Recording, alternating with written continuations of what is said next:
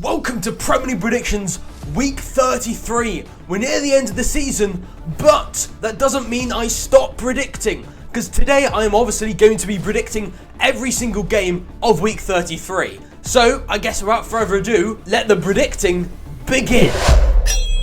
Starting at the G-Tech Community Stadium, it is Brentford versus Brighton and Hove Albion. Straight away, it's going to be a very close game. Brighton did just draw against Leicester and let Leicester score for the first time since January, and they haven't won in the Premier League for the last 4 games. But besides all those negatives for Brighton, Brentford at home, at least as the season's gone on, is no longer a dominant team. I'm pretty sure they're getting more points from away than they are at home in recent time. And if you think about it, Brighton are probably due a win in the Premier League because they haven't won for such a long time, and I know there still is a really great Brighton side in there. I said the same thing about Bournemouth, that they were due a win against Fulham and that they would win against Fulham. And that's exactly what happened. And not too long ago, Brighton was literally getting win after win after win. And to be honest, Brentford, Johan Wissa and Brian Mbeumo is brilliant. But overall, in my opinion, on paper,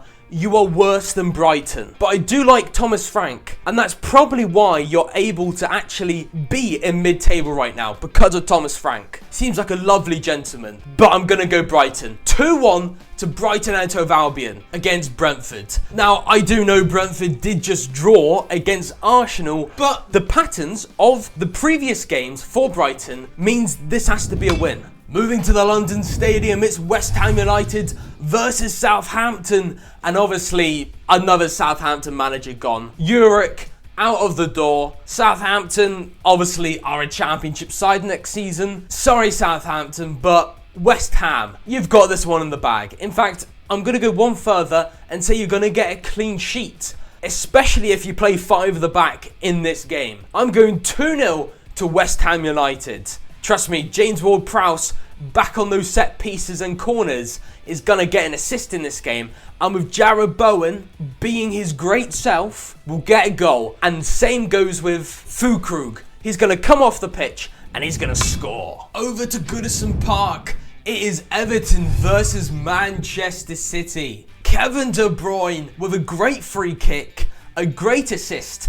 And in that game against Crystal Palace, he could have got more assists than he actually got. The amount of great passes he put through. I mean, he is ending on the best of highs with Manchester City. That first half was an absolute dull, lacking in energy first half for Man City. Yes, they did get the 2 goals near the end of the half, which was good, which kind of set them up for the second half to come out like a juggernaut Manchester City they are. And to be honest, because of that second half, looking like they'll back to their Man City ways, with Kevin De Bruyne looking brilliant, Omar Marmoush being clinical in front of goal, Mikati doing flips for celebrations against the best in-form side in the Premier League other than Liverpool Crystal Palace, yeah, I think they will definitely win this game. But only just after Everton under David Moyes. We all know they are way more organised, they are playing better, but Everton still have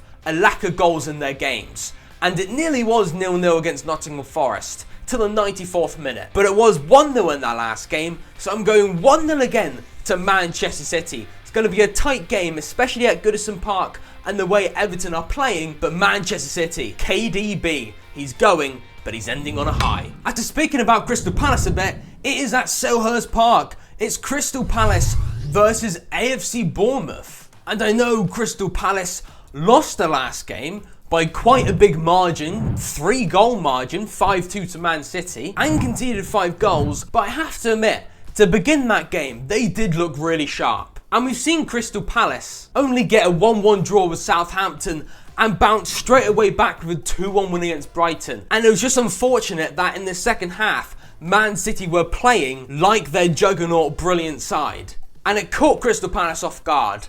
And they are yet to play Newcastle United after this is recorded a day before that game. This is on a Tuesday. But now they're facing Bournemouth, which is an interesting one because they were doing terrible in recent time in terms of results till they went on to beat Fulham. And in this game, look at it. They're both, in my opinion, mid-table sides.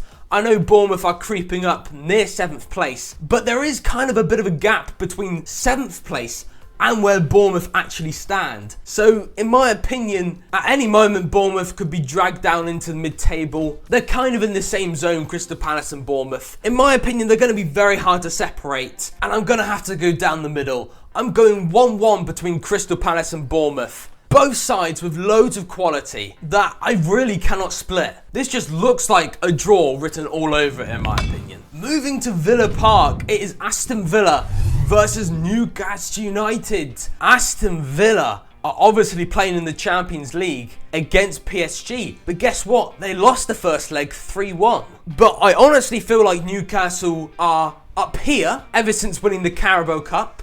It feels like the entire team's performing really well. One of the best informed sides in the Premier League alongside Crystal Palace and Liverpool. And then Aston Villa are kind of like here. Very close in terms of quality to Newcastle, but not quite enough. I just genuinely feel like Newcastle are absolutely buzzing and they are just overall better. I mean, Dan Burn isn't putting a thing wrong ever since Newcastle won the Carabao Cup and him getting called up to English national team. It feels like Newcastle got everything sorted. Sorry, Aston Villa, 3-1 to Newcastle. The problem is, each time I go for a Newcastle win, I seem to always make it a close game against any team. So this time I'm going to extend it a bit. But trust me, Aston Villa, you will give Newcastle a good game, and it probably will be 1-1 by the 60th minute. But Newcastle, with the likes of Harvey Barnes back on goal scoring form, and Isak being Isak, and the midfield being brilliant, I just can't see anything but a Newcastle win. Probably biased a bit there, but I feel really confident going against Aston Villa. And even though Eddie Howe is ill, which I hope he gets well soon, his spirit still lies in Newcastle, even if he's not there. Over to Portman Road, it's Ipswich Town versus the Gunners. Now, in the last week prediction video, the weekly roundup for the Premier League that I do, I was hinting that I was tempting to go for an Ipswich-Chelsea draw. And I originally did go for a draw, but I changed it for the video, because I always chop and change my predictions, and each time I do, it feels like I make the wrong decision. And originally here, I do have it 1-1 between Ipswich and the Gunners, because I feel like Liverpool needs just 6 more points to win the Premier League. Arsenal just dropped points against Brentford, the mid-table Brentford, and it feels like they're only going to be concentrating into the Champions League as they face Real Madrid coming up before they face Ipswich Town. And the fact that Ipswich Town managed to get a point against Chelsea, one against Bournemouth, and the fact that Arsenal are constantly drawing, it feels like maybe Ipswich can. I just can't go to say Ipswich are going to draw against Arsenal. Not after Arsenal already drew the game before. Arsenal don't draw every single game in a row. There's usually a bit of breakup between a draw and another draw. So, especially Ipswich being one of the lower sides, it's going to be a close game and it's going to be low scoring. So, I'm going 2-1 to Arsenal. It's decently low scoring, but I just feel like Ipswich is going to nick a goal. With the likes of Leon Delap and Ciso, which was a great signing, I just feel like Ipswich are going to score. But it's going to be 2-1 to the better side in Arsenal. Ipswich Town, you're definitely down. Oh look, that actually rhymed. Quickly going to stop you there. It will be much appreciated if you can click that little like button. You don't have to, but honestly, it helps me out a lot. And if you do, my predictions might improve. Going to Old Trafford, it's Manchester United versus Wolverhampton Wanderers, and it genuinely feels like Wolves are going to overtake Man United. And if they win this game, they're going to be one step closer to, because they're only 3 points away from Manchester United. They've won the last 4 games in the Premier League. And now, what's even scarier is not only did they just beat Tottenham, but they scored 4 goals. And not just that they've won the last 4 games in the Premier League, they also have Matheus Cunha back in the side, which means Wolves are going to be cooking. And the fight is just not there in Man United. I mean, Newcastle wanted the ball more in that game against Man United, particularly in the second half and a bit in the first half. There was a bit of signs, like there was a really good move. It was like quick fire football. Pass. Into the box, then shoot. But Nick Pope saved it. But other than that one sign, it was an absolute shambles against Newcastle. And the fact that they're going to be tired because they have to play Lyon again on Thursday, and the way they played against Newcastle and the way Wolves are playing, I am genuinely tempted to go to Wolves, but I don't feel like Man United's going to lose again. But I can't see them winning. Man United still have a decent side, and if they can do what they did with that one move, more of that fast tick-a-tack passing that they did in that one move against Newcastle, if they can try and get in and do that more often, then they might be able to get a draw on this. And being home, I feel like they are going to be able to scrape a point against Wolves. Because going past the Newcastle loss, they still looked okay in some games. And they still have managed to pick up a few points against good teams. So I don't see why they can't pick up a point against Wolves, which can I say are below them, but is probably at the moment a better team than Man United. But it's very close. I'm this far away of going a Wolves win, but I just can't, especially at Old Trafford. I'm going 1-1 between Man United and Wolverhampton Wanderers. I had a quick check on my notes, and I actually put this down as a Desmond 2-2, sorry. So not 1-1, 2-2, but still a draw. Over to Craven Cottage.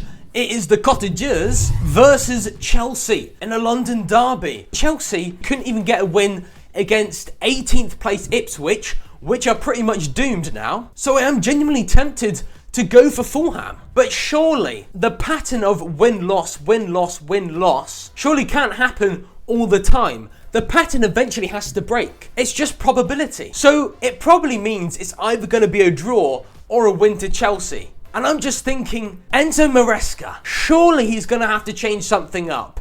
And I feel like they've got the quality in the players to change a lot of things up to beat Fulham. So I'm going 3-2 to Chelsea. It's going to be high scoring, as the last game for Chelsea was. And it's going to be seriously close. But I'll tell you what, I was tempted to continue the win-loss-win pattern for Fulham. And I did originally have this 3-2 to Fulham, but I was thinking, surely that pattern for Fulham can't continue. So I decided to go 3-2 to Chelsea. Over to the King Power Stadium, it's Leicester City versus Liverpool. And Leicester, well done, hadn't scored since January. And you go on and score 2 against Brighton. But you're losing 3-0 to Liverpool. Sorry, just putting it out there. Liverpool, they're getting Salah for the next 2 years or whatever. Van Dijk's on the brink of signing a new contract. Liverpool are balling. They need 2 more wins to secure the title. They're winning the league title. It's done. But well done Leicester for getting a consolation point near the end of the season against a good Brighton side. Moving over to a very interesting game at the Tottenham Hotspur Stadium. Tottenham Hotspur versus Nottingham Forest. And despite me going for a lot of Nottingham Forest draws in recent time, I actually have been overestimating them, because I said they'll draw at 0-0 against Everton. And it was very close to being 0-0 to the 94th minute. But they lost it 1-0 against Everton. And they've lost the last 2 games in the Premier League. And you know what? Tottenham, I know they lost 4-2. I know it was an absolute capitulation at the back. It was all over the place. And Tottenham getting absolutely ripped open by Wolverhampton Wanderers. But at home, with a bit of home advantage for Tottenham, and the fact that Nottingham Forest has lost the last 2 games, and the fact that Tottenham have a pretty decently fit side, and I've seen Tottenham with a decently fit side get some good results against teams this season. And I feel like with Nottingham Forest losing the last 2 games, this feels like it's going to be a draw. Trust me, I've been going draws with Nottingham Forest, and I've been overestimating them. So I think in drawing this one kind of makes sense, as they're facing a very shaky meh Tottenham side, so they're not going to lose it. But because I've been overestimating them, I can't really go for them to win. I'm actually confident this is going to be a Desmond 2-2, or at least a draw of some sort. Tottenham surely have to be kicking on form at some point in the Premier League. But I guess it's all about the Europa League for Tottenham. And for my goal of Game Week 32, I'm giving it to Jadon Sancho. I could have given it to Edison's assist and Mikate's backflip, but Jadon Sancho's goal was just a beautiful top right goal. I mean, you can't go wrong with a banger like that for goal of the week, can you? But how did I do in Game Week 32 predictions? Well, I got 5 points out of a possible 20 points. So I'm not doing amazing. This week was a bit meh, but it was better than the previous week. But that puts me on 168 points out of 600 and 38 points. But something that's better than my predictions is this next video that I'm gonna punch you to. So, have a lovely, lovely day, and toodle pip!